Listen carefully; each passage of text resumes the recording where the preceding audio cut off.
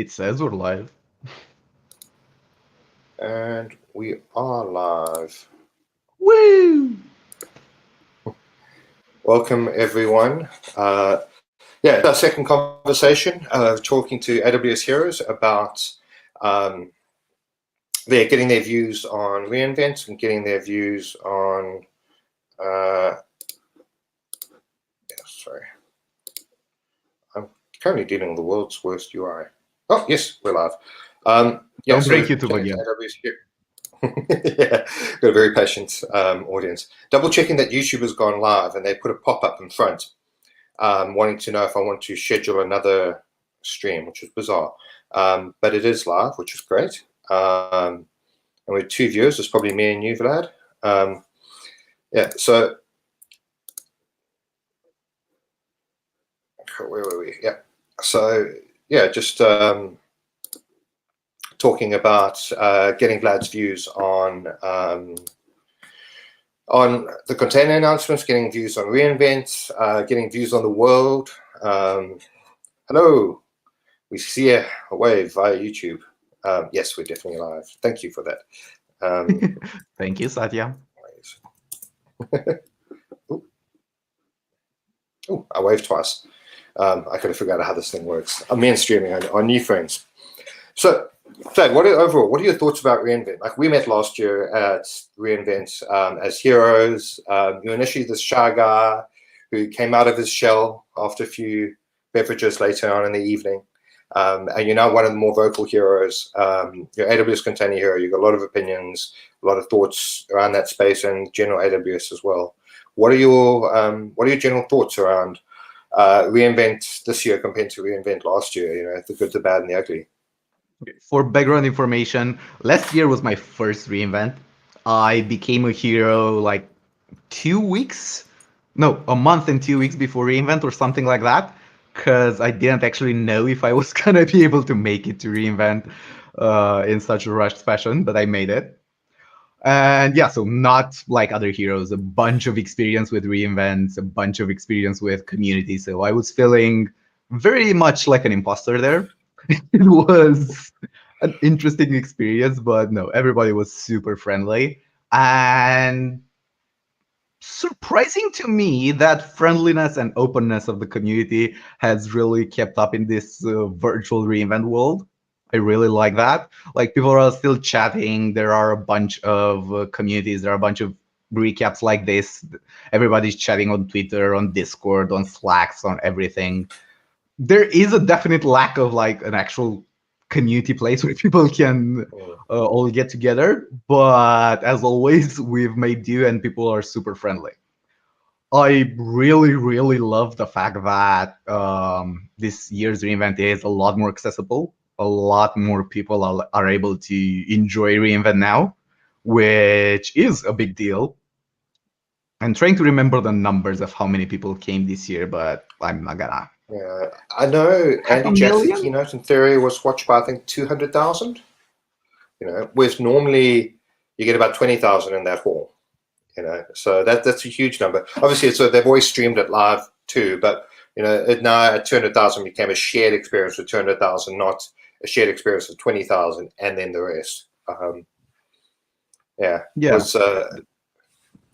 I was going to say, I love some of the comments on the one Discord we were on with a bunch of AWS folks on this one Discord, and you know, and the entertaining bits is it's probably the first time they ever were able to share a keynote with their customers and partners and the heroes, because at reInvent, all the AWS staff are normally in another room, and they don't really get to share it with customers and their heroes and the community. So yeah, it has so much more reach, which is both a good thing and a bad thing. Like, there is so much information out there, and it's such a mess. And it's 3 weeks plus 2 more days in January or something like that.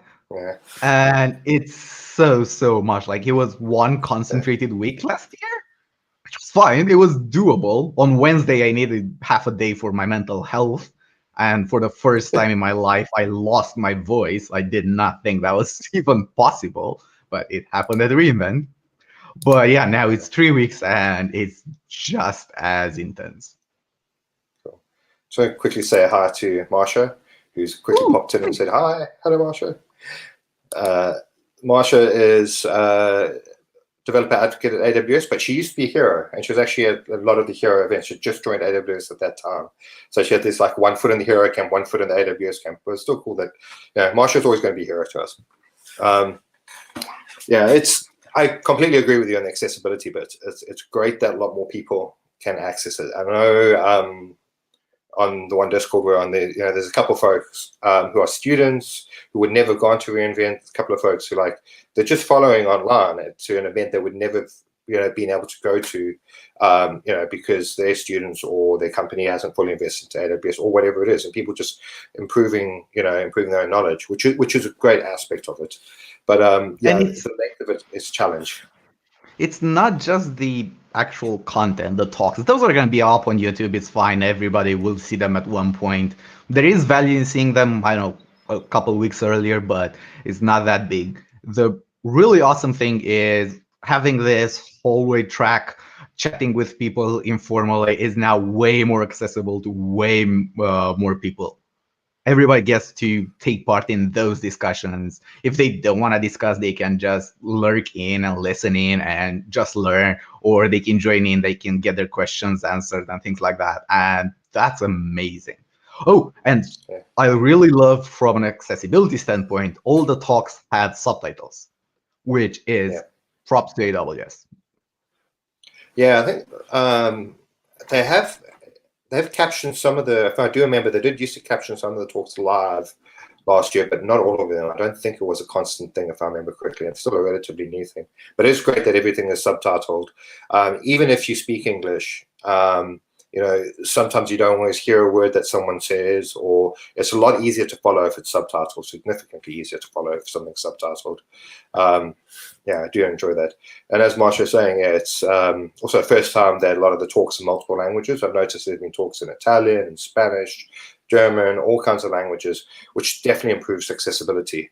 What do you think will happen, next year? Hopefully vaccine gets rolled out. It's rolling out today in the States. It's starting to roll out here in Europe. The UK, while it's still part of Europe for now. In theory, reInvent should happen again next year, in theory, if the rollout goes well.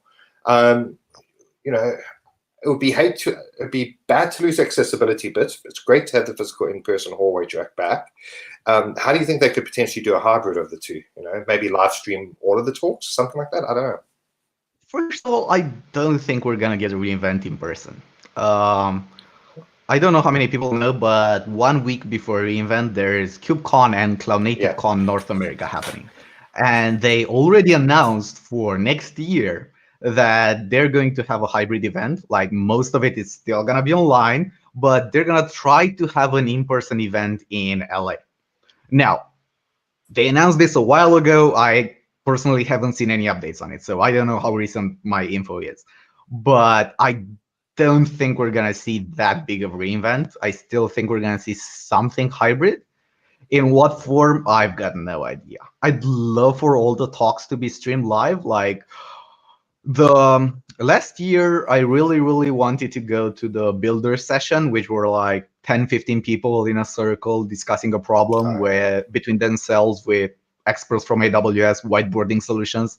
That was awesome. I could not stay in line for half an hour to get into that. I don't have that level of patience, which is the thing. But now those are happening online. There is no line to wait. That's a big advantage. So I'd really love to see something hybrid.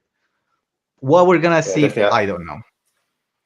Yeah, that is one of the things. Those builder sessions are great, and the ones that are online, the one from Mark Brooker, David Janacek, Claire Liguri, are all great sessions. Every single builder session, highly recommended. And if it's in a tiny room, in a corner of the Venetian, the chances of you making it are very small. I do hope at the end of this, not just AWS, but all event organizers, understand the value of live streaming and understand the value of being able to get to a bigger audience and, and how to build these online communities. I'm hoping that we all learn from this, and the future of events is going to be a hybrid model. What that looks like, I think we'll figure out. I think that's the next phase in all of this. I do feel there will still be but it's worth it.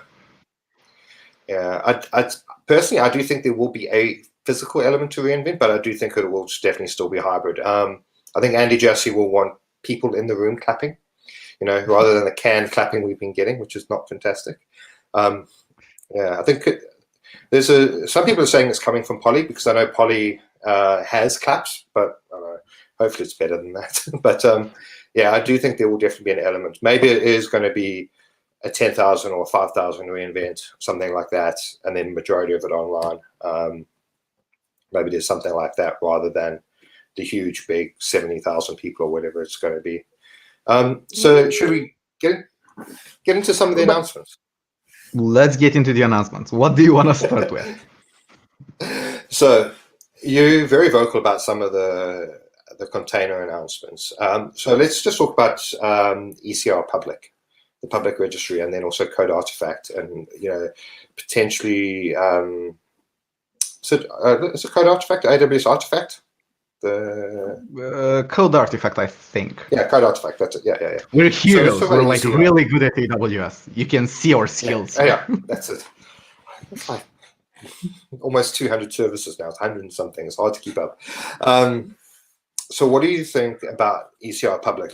Docker had to go to a paid model. They don't have huge amounts of cash anymore. They don't sell enough t-shirts to keep that thing going.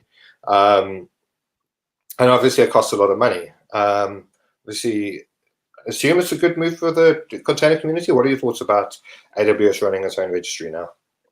First of all, like the way Docker announced that they were going the paid route was so unfriendly. Like, I don't really have that many public images. I think I have like 5 or something, and they're mostly for local development, like nothing that vital. But I'm using a lot of images, and I'm working with people that host a bunch of images and open source tools and things that you really need, Kubernetes cluster.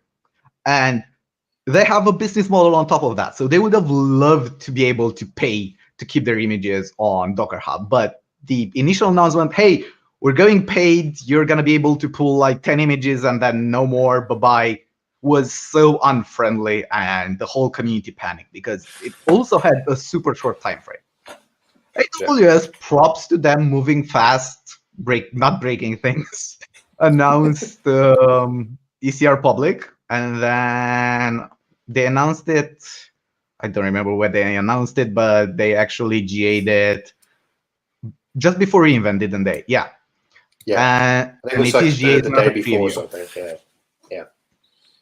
And that's awesome. I haven't gotten to test them, like any tools and services we're going to discuss today. I didn't have time to test them. I'm not going to have time until like February, but it looks awesome. If you're just a free user, you're pulling stuff on your laptop, you're pulling images on your laptop to test, to build stuff, you get, 50 gigs, which is a lot. If you log in with an AWS account, user key and secret key or whatever you're using to log in, you get 500 gigs or something like that. And if you're in AWS, no. There was another 5 terabyte, and if you're in AWS, it's unlimited and free or something like that. Okay. So it's definitely awesome. You get anonymous pools, which is lovely. ECR Public also has one single URL. I don't know how many people know this, but if you're using ECR is a per region service, and you get a URL per region, which has like account number ustis1.ecr.ladida, account number ustis2.ecr.ladida, and it's so annoying to use that. And global replication was something that people were asking for a while. Like if you're running clusters in, I don't know, US, Europe, Africa, and APAC, you have to push images to 3 clusters or replicate. And it's undifferentiated heavy lifting. It's not something that is actually helping you. So ECR Public felt like AWS finally pushed ECR forward a bit, which I love. Props to that. That said, like the way to store artifacts in AWS is weird.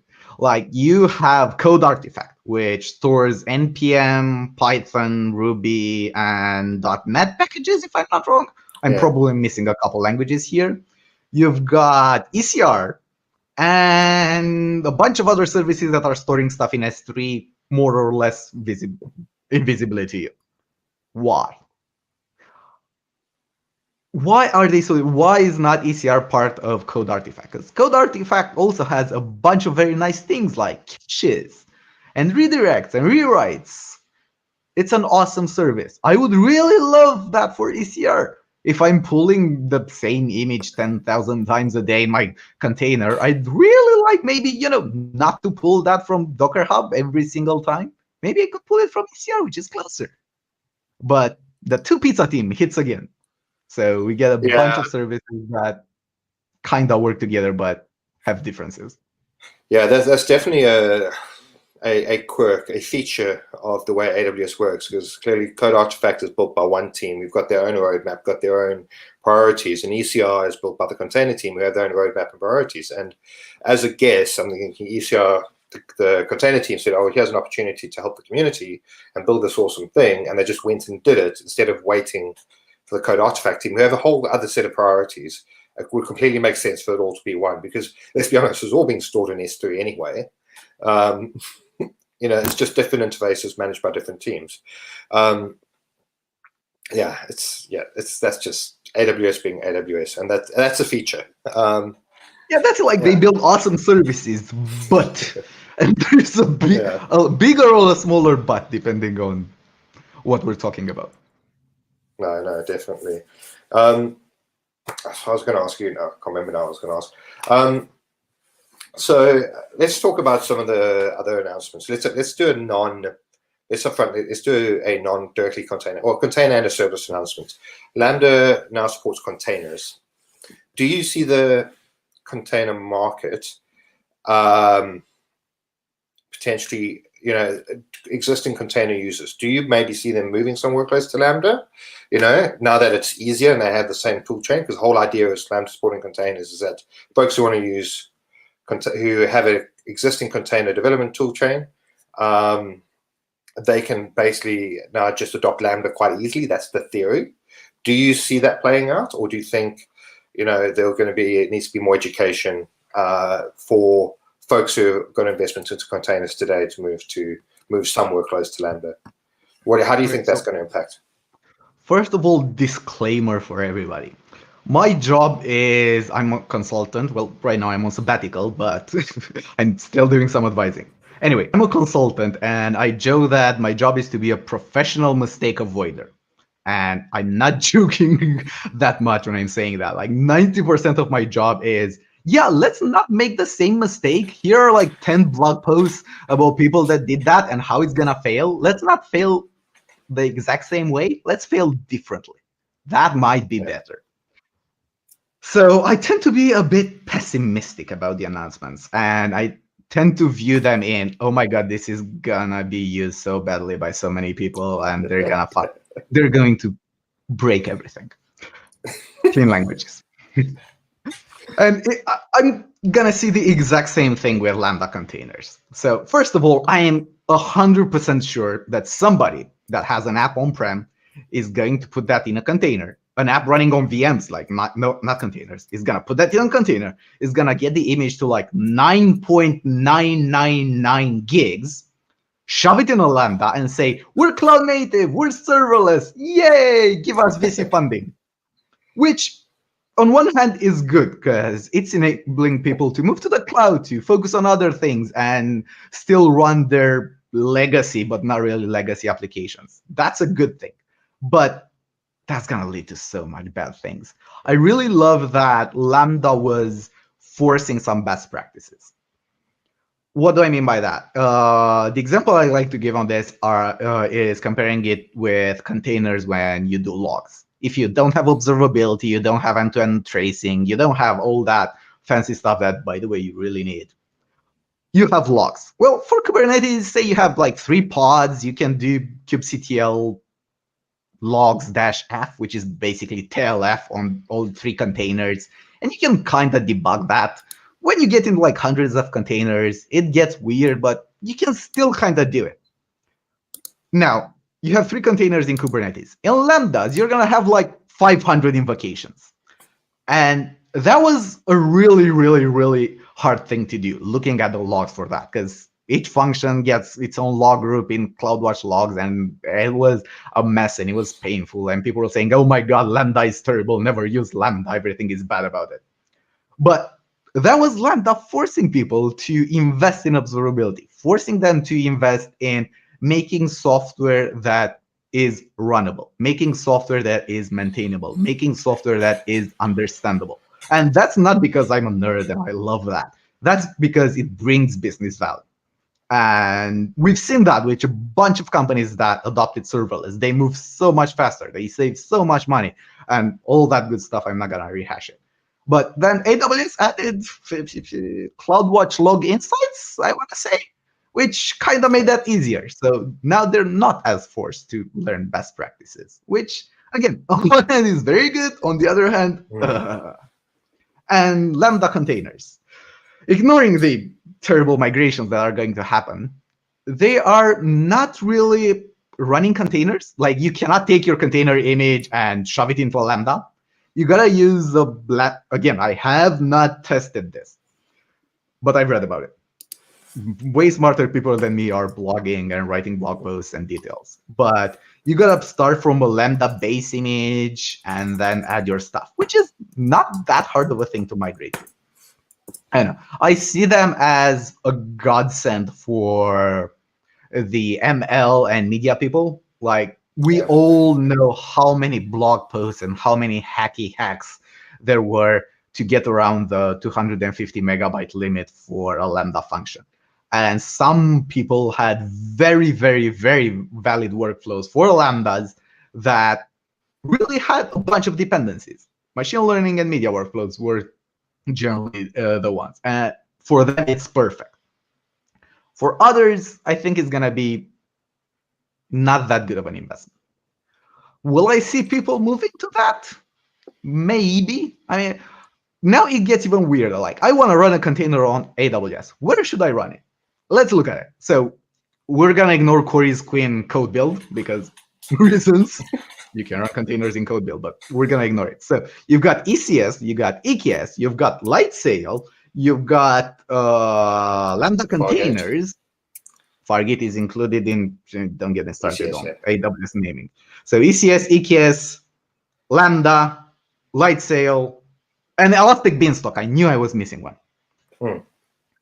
Where are you want to run a container right now? Where are you going to start? I'm not even going to get into Copilot and Docker Compose integration now and a bunch of other CLI tools because that's even messier. So my view is a lot of things can be both in Lambda and can be in containers. Not all workflows need container. Not all workflows need Lambdas. You can put the same thing in both and run very happily. I'm seeing Lambda as more event-driven containers. Like, the whole advantage of Lambda is you have all these native AWS integrations, like all the triggers, SQS, SNS, MQ, all that bunch of triggers. You don't have to write that code. It's up to like 140 or something. It's crazy. Yeah. Well, it's a lot. Okay. It might not be. Maybe it's 40. I don't know. I should keep up with these things. There's too many of them. But yeah, as you're saying, there's a lot of them. But you don't have to write that code. You don't have to write retries. You don't have to write logic to handle failures or partial failures or things like that. Awesome. On the other hand, you have classic containers like Fargate, ECS, EKS, or whatever else, where you have to write this code. Sometimes it's cheaper. Fargate Spot is very, very cheap. If you're running Graviton 2 on Spot, you can likely go even cheaper. Like, depends on what level of involvement you want. So I do think it's going to be a very messy landscape with a lot of people very confused. Where should I run my container? But you're a serverless hero, so you know, who was it? Was it Ben? I think it was Ben. I'm not sure. No, it was Chris Munns, I think, that first said in this site, we're not mirrored. It was Chris Munns who said, don't think of Lambda functions when you're writing code. Think of business workflows. Don't think in terms of functions. Think in terms of step functions, which orchestrate business workflows. Because like if you're writing code for a totally new thing, you're writing a totally new program, you're not designing it in terms of functions in the code or classes. You're gonna do that when you're actually starting to implement stuff. You're you don't need it to architect. And if you're thinking in terms of business processes and in terms of, okay, what do I want to solve here? What is my goal? It gets a lot easier. Like thinking in terms of step functions, okay, I'm gonna do this, and here I need to do some processing. It's, I don't know, a state, you've got to process some stuff. You can start with lambdas. Lambdas can work great for you, and then you discover that, I don't know, you need more than 10 gigs of memory, or you need 100 gigabit network pipes, or you need GPUs, or whatever else your heart desires. Step functions has native integrations with Fargate, well, with ECS, I think, and also with EKS. So you can very easily take the lambda out and put a container in. And that's how most people should think about it. It's not a question of which one should I use. You should use both, start serverless, and move to containers if you have a really good reason. Again, for some problem, it's obvious. Lambda is not an option. For others, it's very easy to start with Lambda and then move to containers, especially if you're thinking in the AWS cloud native way of business functions. We're nerds, we like to play with stuff, but I don't know, I also like money, and thinking in terms of business workflows helps software engineers and developers who love geeky stuff understand that, oh, I could do this in a day by relying on AWS things instead of 2 weeks and having to do a bunch of maintenance on that. Because software developers are very good at underestimating their cost. Yeah, it's a bit rude to talk about me while I'm looking at you. But anyway, no, I agree. Yeah, there's some actually really good examples of. There's some great examples of Lambda and Fargate, for example, working together. There's a great service by Gojko Azic, who's one of the other service heroes. He's built a service called Narrakeet, which, as far as I know, which basically it adds voiceovers over your slides. So you can upload a slide deck and it'll add a voiceover to it with a script. And that's step functions with Lambda and Fargate. You know, Fargate's doing all the encoding, all the long-running jobs, all the stuff you need a bit more power for that Lambda doesn't quite do. You know, that's a really good example. You know, a bit of ML, a bit of everything. Yeah, so I think options are great and they give you flexibility, but you can also get this analysis paralysis, trying to figure out what the right thing to do is. So you mentioned all the different container options where you can run a container. We got two new ways to deploy containers this reInvent. So we've got Proton, AWS Proton, everyone's favorite service, and we've got AWS Amplify supported Fargate. What are your thoughts on that? Because now there's what, I don't know, 4, 5, 6 ways to deploy a container. Is this good or I'm bad? not even gonna count them because I'm gonna get cranky. Okay. So Proton, I love the idea of Proton. Like every single people that work with Terraform, CloudFormation, CDK, it's a bit newer, so not as much, but every single person that worked with Terraform or CloudFormation wrote modules or packages or templates or whatever. And you need to store that to reuse them later. And I usually work with Terraform, so I'm going to focus on Terraform. It's not hard to do that. It's super easy. You can store them in Terraform module registry. You can store them on GitHub. You can store them wherever you want, on S3. There are a bunch of ways to do it. But there aren't any easy ways of sharing that inside the company. You want to have a bunch of versions. Some of them are the blessed official version that you should be running right now. Some of them are the bleeding edge versions. Others are deprecated, and under no way should you run them ever. Please don't run them even though they're available. And you want a UI on this. You want people to be able to easily discover those and all the good stuff. And everybody has continuous delivery of their infrastructure changes because that's a complex topic. And there isn't yet an easy UI on this. There are companies working on it, on this. No worries. Scalar, I think that's how it's pronounced. Scalar, yeah. I know. Is it maybe something, Code Artifact should be used as a repository for different versions? I'm sorry. You just want to depress me. Don't depress me. Yeah. So, so from that point of view, I love what Proton is trying to do. It's trying to build a pipeline for this. It's trying to build a UI for this. It's trying to do all that in an enterprisey but not really way. Like they're saying it's not for teams of 10 to 15 people. It's for bigger teams, but at the same time, it's not for, I don't know, 20,000 people enterprises. So that's kind of the area. But they announced the service. They launched the service. It's in preview, which for AWS, it's alpha. Preview is alpha, GA is beta. A year after GA is actually stable. That's pretty much true. It depends on the service and your use case. But they announced an alpha that doesn't have multi-account support. How can you, in this day, launch something that is meant to deploy infrastructure, that is meant to deploy containers, that is meant to deploy serverless things, and not have multi-account support? I get it, it's an alpha, but for me, it feels like a base requirement, and that's missing. And Proton is, unlike Amplified, is an AWS service that runs in the AWS console. So you got 10,000 accounts. You've got 100 accounts, the 30 accounts. They finally are at GA with Proton. They have multi-account. Which account are you going to log in to see the Proton dashboard with all the things?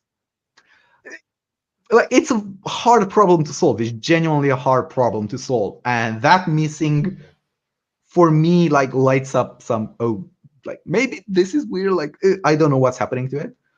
On the other hand, the team behind it is super skilled. They all have awesome things. We've both talked with the product managers, so I do think they're gonna make it, and it's gonna be awesome. But I think it's gonna take a while. Oh, it's also part of all of AWS's thing of we're doing open source finally for like the third time. Proton has what did Proton call them? Providers. So right now, Proton supports just CloudFormation by default, but that's through a provider. You can, I think, bring your own provider, and the number one issue they opened on their own public roadmap is Terraform provider. So AWS is embracing open source, is embracing the community by having providers. You can bring in your providers. Crossplane, I think, would be awesome to have as a provider, and Upbound, all the bunch of Kubernetes YAML infrastructure as code thing is. That's going to be awesome. I love that. So there are some really good ideas in there, but I don't know what to make of it just yet. And there are some parts that are concerning. Yeah, but I think maybe it's a victim. I think maybe it's a victim of this AWS desire to have lots of announcements at reInvent. Like AWS's entire life, it's just a 12-month cycle to release a bunch of stuff at reInvent.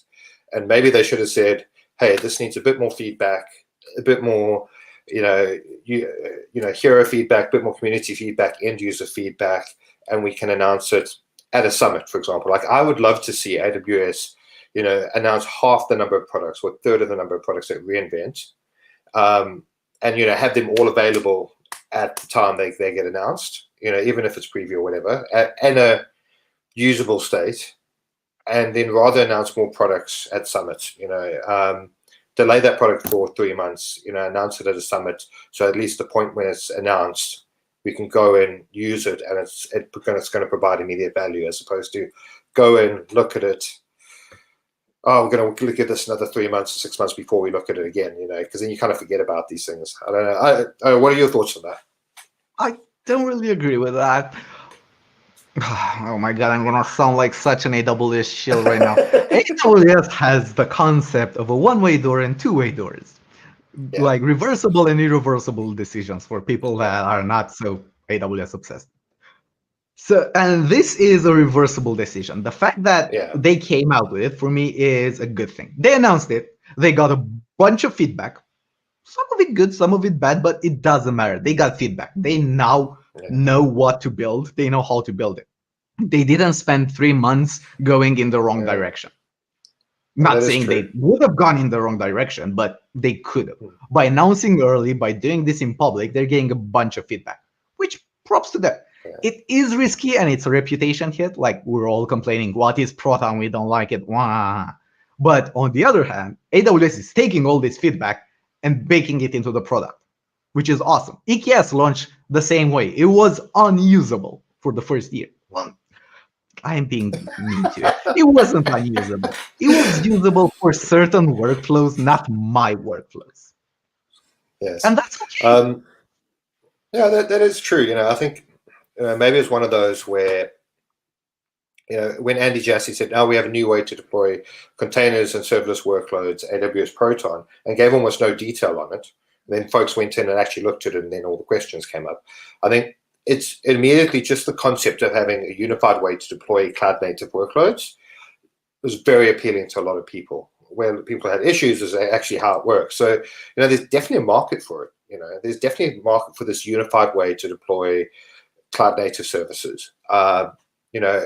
Whether Proton's actually designed to meet that market for unified deployment tool, as you said, it seems to be built for this very narrow user group, not small, not too big, somewhere in between who are doing this thing.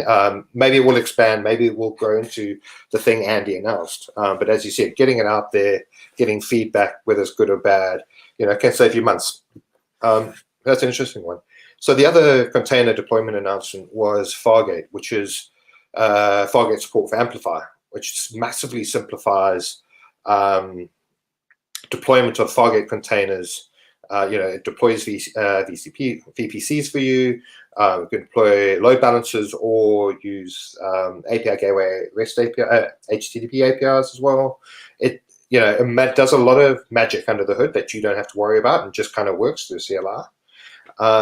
Is that a good or a bad thing? I haven't looked at it that much, and my experience with Amplify is limited. Every couple of months, I want to do front end, and front end kicks my ass so badly. I love it because it's pretty, but I'm not good at it. So I don't have as much experience on that side. On the other hand, I do have a bunch of experience architecting solutions and working with people way smarter than me that actually implement these things. And Amplify is a thing that they've been using aggressively because it's such an awesome service. But Amplify has a cliff. Amplify works until a certain point because it abstracts away all of AWS for you. You don't have to stress about it. I love the Amplify add auth, which adds users and authentication and everything to your app. It's awesome. It's one of the most powerful things I've seen in my entire life. It's lovely. But you got no idea what he's doing in the background. Is he playing Cognito for you? Is he playing at one point, I think he was deploying a Lambda that was in front of Cognito because the Cognito API is such a mess. And then you hit the limitations of Amplify. You want to do something more complex because you've grown as a company. And you have to migrate off Amplify. And that historically has been a pain. It's been improving a lot in the past years because the team is so outspoken and getting so much feedback, and they are actually getting a bunch of usage.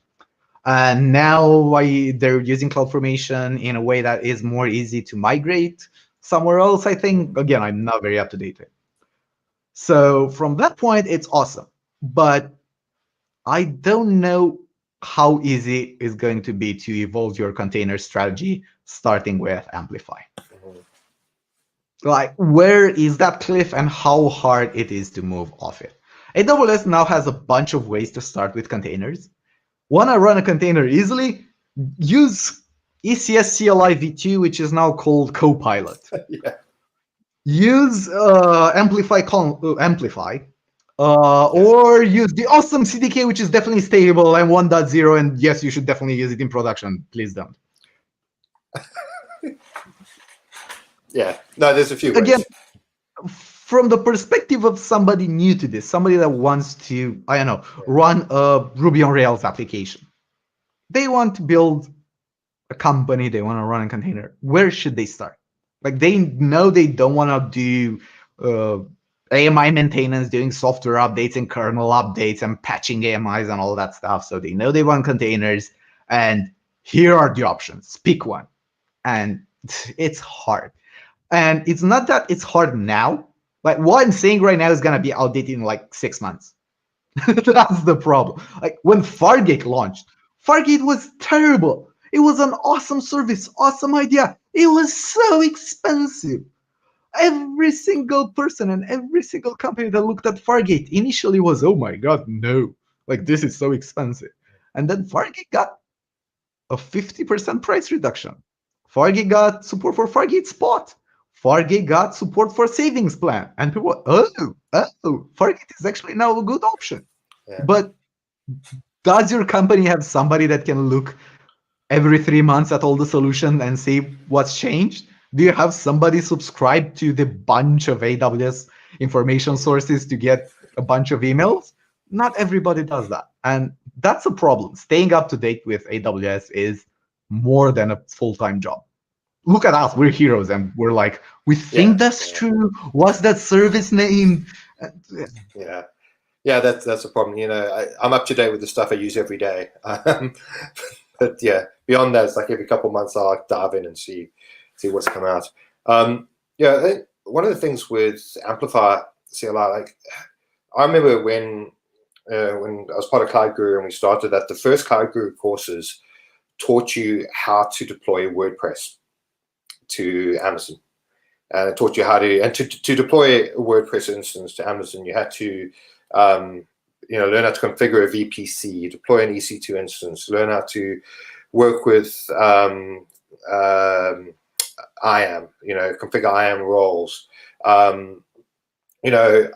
write kind of initialization scripts that would pull off, you had to learn about S3, have you create AMIs, all these different things, like, because those are a really good example, because you have to do about 10 different things to deploy WordPress to AWS. Amplifier, you can now deploy a scalable WordPress instance in about 3 lines. You're going to take most of your time building your Docker container with WordPress in it, which can pull off Docker Hub and get a WordPress container, but like your specific version you'll have to deploy. And then the actual deployment bit is incredibly easy. The CloudFormation scripts take about 5 or 10 minutes to run, but in terms of writing it, it's crazy how much that's simplified. But yeah, the potential issues is that it's you could go down a hole where you don't necessarily understand how to get out of it. Look, there's all CloudFormation underneath it, you have access to the CloudFormation, but like I think one of the big barriers is actually knowledge. Because if you haven't taken the time to learn all the AWS fundamentals, the point you need to exit, if you outgrow Fargate, you outgrow Amplify and Fargate, you're going to have to go off and learn all those fundamentals, which, for some organizations, they never will. They'll never outgrow that because they have small instances. For larger organizations, they've got a bunch of people in that organization who know that stuff, but there will be a bunch of people who are going to hit that roadblock. So it's how do they make the other stuff easier? How do you make learning CloudFormation easier? So yeah, I think it's a great product. I think it'll get people going quickly. I think it simplifies a lot of things, but there are dangers, so here be dragons. So, just be aware of where the edges are. I think that's the biggest thing, and be aware that at the point you might need to amplify, not necessarily Fargate, but, have more control, take control of those VPCs yourself, those kind of things. Understand where that point is, because then there's a learning curve you can't really avoid. And I don't think moving to another provider would avoid that either. No. Like, how are you going to know that? That's the problem. Knowing where the problems are means that you have somebody with a bunch of experience on your team, with a bunch of AWS experience. And that's hard. Also, we are not the target demographic for Amplify. I work mostly with companies that need to get a stable infrastructure, they need to scale up, they already have some market validation. I'm not working with startups building MVPs that much. They're not the target for Amplify. I'm working with startups that build MVPs that have validation. They know they're going to need to scale a bunch in 6 months, and they need to start on a very, very stable base. they're not the target for Amplify. The target for Amplify are people that are just getting into AWS, just want to try things. They want to build a quick MVP. They want to build something stable, and then they can hire in people to actually make it better, maybe migrate off, maybe stay there, like Amplify Console. Amazing. S3 plus CloudFront plus security plus deployments plus stuff. I love it. Never migrate off that.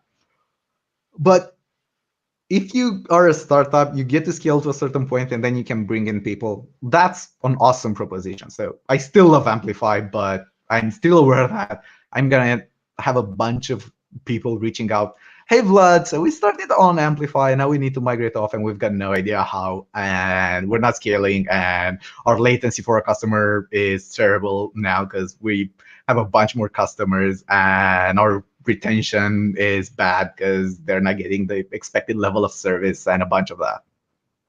It's a hard problem to solve, legitimately. So what you're saying is that you're available for consultancy work if anyone needs to, if they are. I am on sabbatical. I need my mental health. Yeah, I think it's an interesting one. Let's see what other interesting announcements have come out of the container world. That's I know you've talked about Copilot. They rebranded to CLR, the ECS CLR. That was like 3 months ago. Time is no longer a construct. What is it today? March 288. Anyway. That's just GA now. That's the only thing here. Yes, it's GA. They announced in the keynote ECS Anywhere and EKS Anywhere. Yeah, of course. Which means you can run containers on-prem in your own data center. And they made a big deal out of it. The internet got very excited for it. And I'm like, nah. Did you spend at least $1 million on your data center last year? Awesome, this is perfect for you. Do you work in financial services or media companies? Awesome. Like, I know some media companies are going to be very excited because this, and what's the cache in front of S3? AWS Storage Gateway is going to be game changer for media companies that need to have files close to them. You cannot edit 5 terabyte video files over the internet. That doesn't really work. Put an outpost in, use ECS or EKS Anywhere on your own hardware. Awesome. But 99% of the people aren't going to use that. As a geek, I'm super excited about it. Over there, I've got a Synology. I can run an ECS container on it. I'm going to run an ECS container on my Synology. Why? Because it's fun. Does it bring me any value? No. I'm going to lose a bunch of nerves and time running it, but it's cool. The businessy Vlad comes in, and as a company, why would you run this? Again, unless you are in the target market, which is so small. People got excited that, oh my God, it's AWS is embracing multi-cloud. You can now run containers on other clouds. Sure, you can. Why? I get it. Again, there are a couple workflows. You can do some really fun control plane multi-cloud if you're a SaaS company and you need to run in different clouds. Awesome. But you could already do like 99% of that with the AWS IoT suite of tools. I've built that. So it's an announcement that has such a small target area that people get excited about because it's super geeky and you can run containers whenever you want. But most people, I don't think they're going to use it. Yeah. That said, we had a call on this recently, and I got an idea. In the Kubernetes world, where we have a bunch of awesome tools, because that's one of the biggest advantages of Kubernetes, we've got, my memory is so bad, telepresence. I cannot remember the names. Telepresence basically lets you run a container in a Kubernetes cluster, but on your laptop. So all traffic gets routed to your laptop, and all outbound requests get routed to your laptop. It's awesome for development, because at one point, you cannot run the whole app on your laptop. You need 3 terabytes of RAM, and whatever things. With ECS Anywhere and EKS Anywhere, you could run a container on your laptop for development and still be connected to the cloud. That is a fun workflow that actually has very, very clear business value for a bunch more people other than the very focused customers that spent at least $1 million on data center maintenance last year. It's the same thing with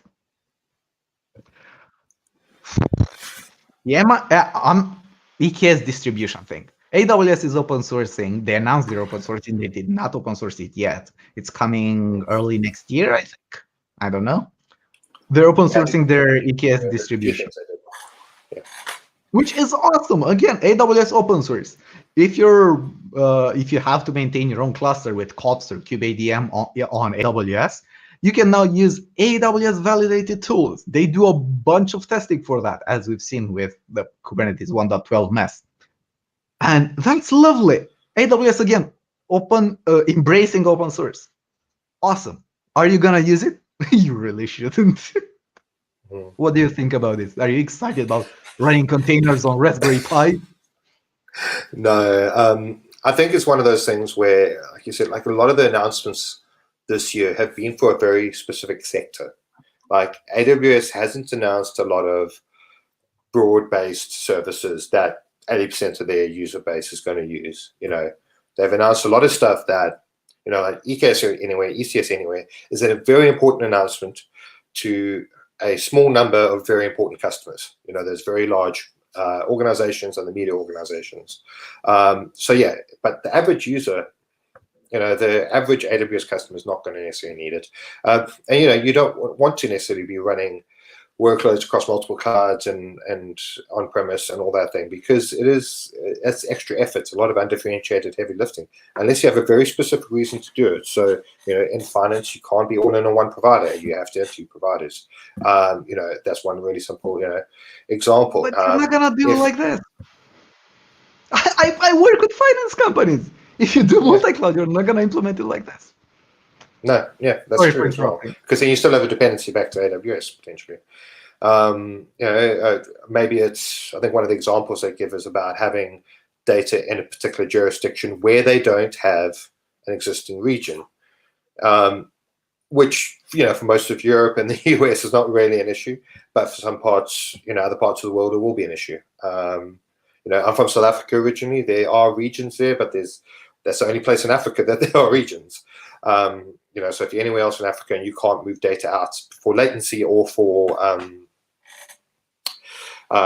jurisdiction reasons, it'll be a good solution for you. But, are you the multinational who has offices in parts of the world, far-flung parts of the world, where there aren't necessarily, we aren't necessarily AWS infrastructure. Maybe it gets used on the edge.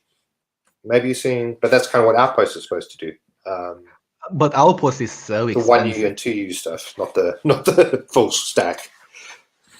Yeah. I love the fact that they're giving options. So you can, instead of spending a bunch of money on Outpost, you can get the tiny version, and then you can run containers on your own infra. That's awesome. Very customer focused. All that. Nice job, AWS. Really nice job.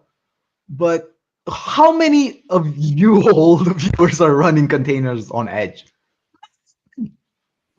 No. Yeah, I think it will grow. The whole Edge conversation is another one, but yeah. I want to be surprised. In 6 months, I want to be surprised and see an amazing workflow with containers running anywhere that I haven't imagined. And I'm sure there are, and I look forward to seeing it. But right now, I don't. Yeah, an interesting one I saw on Twitter, someone mentioned, are we going to see EKS Anywhere service providers? So independent organizations taking the open source version of EKS Anywhere, making it their own and running their own Kubernetes, localized, using the AWS stack. That's one way to offload a lot of R&D, that you don't have to do, and all you're doing is just modifying something, rebadging it, put a different UI on it, and off you go. Maybe. I don't know. I think there's still a bit of work, but yeah, I'm in Romania. We don't have a region that's in Romania because Eastern Europe. And I know a bunch of companies are running in AWS and also run in a data center in Bucharest for low latency. That could be an easier way for them to manage, especially rollouts of software and things like that. Could be an option. But again, how many companies do that? Not that many. Yeah. Yeah, And it will be interesting to see how tightly tied it is to AWS infrastructure. If it still requires IAM, etc. Can it it really does run running independently? It's with kind of, SSM. It's running with SSM. The container is getting an IAM role. That's awesome. The compliance geek in me is very excited about that. yeah, But cool. by it's a bit frustrating because they announced this in the keynote, and I was like, "Well, keynote, cool. What announcements are actually exciting for the container workspace?" Well, none really. And at the same Mm, time, if you're into containers, you should be subscribed to the containers roadmap on GitHub. AWS is announcing stuff there. You get emails when they release new stuff that you're interested in. Get subscribed to the AWS public roadmap for containers. Thank God for Epic. Anyway, during the keynote, they released a bunch of other features that have huge impact. And they were announced on the containers roadmap and a blog post on the AWS blog, which is awesome and lovely, but like a shout out for those would have been nice. Customers should have known about the EKS console revamp. You can now see pods in your console. You can see details. You can see a bunch of things. The EKS console is now actually usable. Woo! Awesome. You can now use spot instances in AWS managed node groups. That was a blocker for so many companies. You can now use spot instances. That is awesome. And it has been an ask for forever. And a bunch of cool announcements like this. I'm trying to think like AWS finally announced support for cluster add-ons. You don't have when you wanted to upgrade networking in your Kubernetes cluster, the solution was run this command downloading run not random, but an AWS YAML and apply to your cluster, which is like, really? Like that's the workflow you want me to run? And yeah, now they announced managed add-ons, starting with exactly that, the CNI plugin, the networking. So you can go in the console and it's now managed by AWS and you can click update and AWS takes care of the rollout for you. That is awesome. That has been a huge ask. Did anybody hear about it? Well, not really, because the blog had like, I don't know, 500 posts and it got lost in all yeah. the announcements. We've actually got a comment on YouTube here from such a just apologies if I don't get your name right. Saying you tried to follow the roadmap, but it's way too noisy. Is that something? Maybe that is an issue, and maybe that's also why some of these bigger announcements that are on the roadmap should get called out in public keynotes. In other ways, so people are made aware of it. Do you They find it quite hard to follow that roadmap? They do announce them at the AWS Container Day, which is happening with every Kubernetes KubeCon and Cloud Native Con conference thing is. It's a day zero event. So they really do have a big slide with what's happened since the last one. So props to the team for that. But yeah, no, it's a huge issue. We talked earlier about needing an AWS expert. Like, that's why I do. I wake up every morning with, usually it's about 500 to 700 emails. This week it's about, I don't know, 1,500 emails. Yeah, And those are emails I actually have to read through. I don't have to respond to them, but I have to read. They're roadmap updates. There are people commenting on GitHub issues, saying like, oh yeah, the spot support is actually not working that well for this specific use case. And I can be like, oh yeah, hey, customer, don't jump on that. Look what these people have experience with that. It's maybe not ready. That was the case for what did AWS announce? The GP3 block storage thingy that could not be used. yeah, Yeah, that could not be used for boot volumes because of a bug. A lot of stuff was discussed on GitHub issues. It's yeah. hard. There are tools that help, but at the end of the day, it's super hard to stay up to date with all of this. Sorry. Yeah. Yeah, that's the thing. Like AWS has basically become a group of separate companies. Like that's why we're getting all this duplication. There's also, but some of those organizations, the way the container team, has their own kind of roadmap, has their own ways of updating their own container days. The serverless team have as well. They've got a thing called serverless land.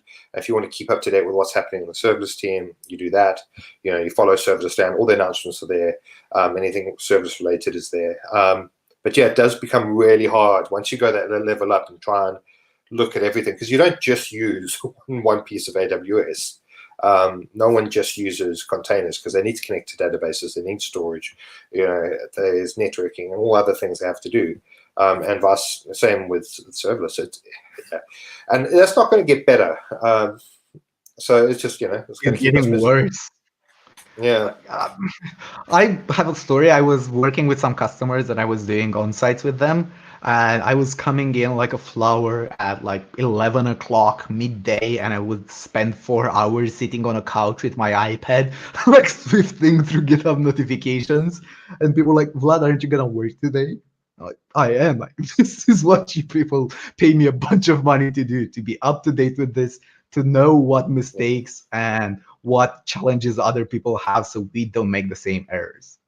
And AWS is evolving. Like AWS a couple of years ago was building low-level Lego blocks. Aw, thank you, Farah. AWS was building like low-level stuff. The two pizza team worked really, really well when you're building low-level services. Services that, like EC2, we're not seeing dramatic EC2 improvements. Graviton is awesome. The Nitro Enclave is super awesome. Again, targeted at rather specific use cases and specific people. But now AWS is building higher level solutions. They've done the building blocks, and now they need to combine these building blocks just like with Lego. And the two pizza team model doesn't really work with that. When you need to go higher up the stack, you need to integrate different services, you need to build end-to-end experiences. It starts to break up.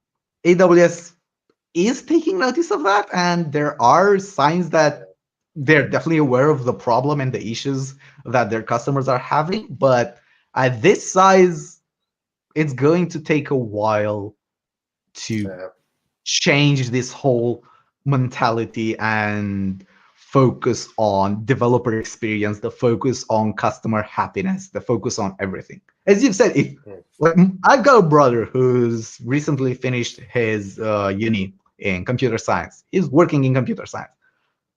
If he comes to me and he tells me I want to run in AWS, I'm going to be like, awesome, here's a list of 50 things you need to learn. I cannot break his spirit like that. It is a very hard thing to do. And due to my job, I have to do a bunch of upskilling, a bunch of getting people into this. And it's hard. And it changes so often. Like I gave presentations 6 months ago that are no longer valid. Woo. Yeah. So I think we're kind of over time a little bit now, but talking about presentations, you are speaking at reInvent. I am, for the first time. Woo! Yeah. I have phase 3, the January edition. The reInvent. Yeah. Yes, I have I'm not going to keep going with the puns. I'm responsible.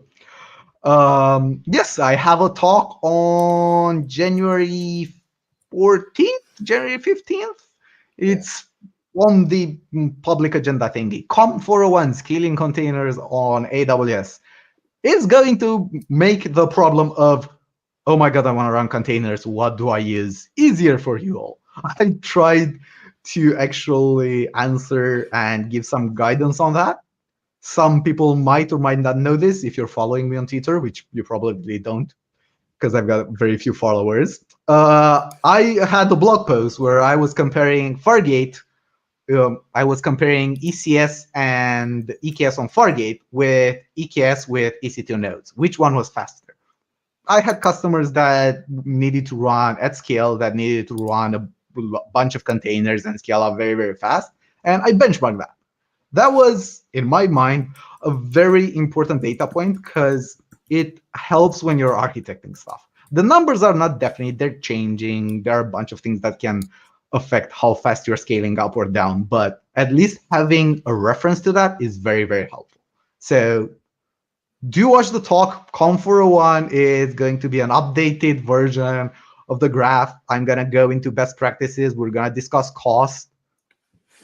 It's a half an hour talk. I believe it's a pretty good talk, and I eagerly await feedback from the community on what you think about it. I really hope it's helpful. Yeah, awesome.